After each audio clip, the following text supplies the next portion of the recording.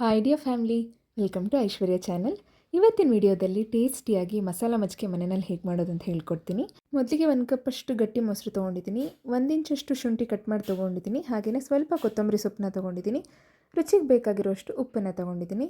ಫಸ್ಟಿಗೆ ಒಂದು ಜಾರನ್ನ ತೊಗೊಂಡಿದ್ದೀನಿ, ಜಾರ್ಗೆ ನಾನು ಮೊಸರು ಸೇರಿಸ್ತಾ ಇದ್ದೀನಿ. ಮೊಸರು ಸೇರಿಸಿದ ಮೇಲಿಂದ ಶುಂಠಿ ಸಣ್ಣದಾಗಿ ಕಟ್ ಮಾಡಿರಬೇಕು. ಆಮೇಲಿಂದ ಸಾಲ್ಟ್ ಸೇರಿಸ್ಬಿಟ್ಟು ಇದನ್ನು ನೀಟಾಗಿ ಗ್ರೈಂಡ್ ಮಾಡ್ಕೊಳ್ತಿದ್ದೀನಿ. ಮೆಣಸಿನ್ಕಾಯಿ ಬೇಕಂದರೆ ನೀವು ಸೇರಿಸ್ಕೋಬೋದು, ಆಪ್ಷನಲ್ ಅದು. ನಾವು ಮೆಣಸಿನ್ಕಾಯಿ ಸೇರಿಸೋದಿಲ್ಲ, ಹಾಗಾಗಿ ಇಷ್ಟೇ ತೋರಿಸ್ತಾ ಇದ್ದೀನಿ. ಈಗ ಮಸಾಲೆ ಮಜ್ಜಿಗೆ ತಯಾರಾಗಿದೆ. ಈಗ ಇದಕ್ಕೆ ಮುಖ್ಯವಾಗಿರೋ ಪ್ರೊಸೀಜರ್ ತೋರಿಸ್ತಿದ್ದೀನಿ. ಒಂದು ಪಾತ್ರೆಗೆ ಮಜ್ಜಿಗೆನ ಸೇರಿಸಿದ ಮೇಲಿಂದ ನಿಮಗೆ ಯಾವ ರೀತಿ ಮಜ್ಜಿಗೆ ಕನ್ಸಿಸ್ಟೆನ್ಸಿ ಬೇಕೋ ಅಷ್ಟು ನೀರು ಸೇರಿಸಿ ಕೊತ್ತಂಬರಿ ಸೊಪ್ಪು ಹಾಕೋಬೇಕು. ಕೊತ್ತಂಬರಿ ಸೊಪ್ಪು ಹಾಕಿ ಚೆನ್ನಾಗಿ ಇದನ್ನು ಮಿಕ್ಸ್ ಮಾಡ್ಕೋಬೇಕು. ಈಗಲೇ ಒರಿಜಿನಲ್ ಟೇಸ್ಟ್ ಬರೋದು. ಈ ಟೈಮಲ್ಲಿ ನೀವು ಈರುಳ್ಳಿ ಕೂಡ ಸೇರಿಸ್ಕೋಬೋದು, ಅದು ಕೂಡ ಆಪ್ಷನಲ್.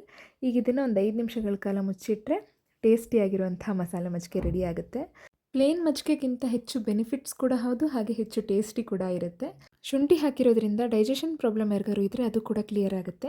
ಈ ರೆಸಿಪಿನ ನೀವು ಕೂಡ ಮನೆಯಲ್ಲಿ ಒಂದ್ಸಲ ಟ್ರೈ ಮಾಡಿ ಟೇಸ್ಟ್ ಹೇಗಿತ್ತಂತ ಕಮೆಂಟಲ್ಲಿ ತಿಳಿಸಿ. ಹಾಗೆಯೇ ನಿಮಗೆ ಯಾವ ರೆಸಿಪಿ ಬೇಕೋ ಆ ರೆಸಿಪಿನ ಕಮೆಂಟ್ ಮಾಡಿ ತಿಳಿಸಿ, ನಾನು ಖಂಡಿತವಾಗ್ಲೂ ಶೇರ್ ಮಾಡ್ತೀನಿ. ವಿಡಿಯೋ ಇಷ್ಟ ಆಗಿದ್ದರೆ ಲೈಕ್ ಮಾಡಿ, ಶೇರ್ ಮಾಡಿ. ಹಾಗೆಯೇ ಮತ್ತಷ್ಟು ಹೆಲ್ದಿ ಆ್ಯಂಡ್ ಟೇಸ್ಟಿ ರೆಸಿಪೀಸ್ಗೋಸ್ಕರ ಐಶ್ವರ್ಯ ಚಾನಲ್ನ ಸಬ್ಸ್ಕ್ರೈಬ್ ಮಾಡಿ, ಪಕ್ಕದಲ್ಲಿರೋಂಥ ಬೆಲ್ ಐಕಾನ್ನ ಕ್ಲಿಕ್ ಮಾಡಿ. Thank you so much for watching Aishwarya channel. ಎಲ್ರಿಗೂ ಒಳ್ಳೆಯದಾಗಲಿ.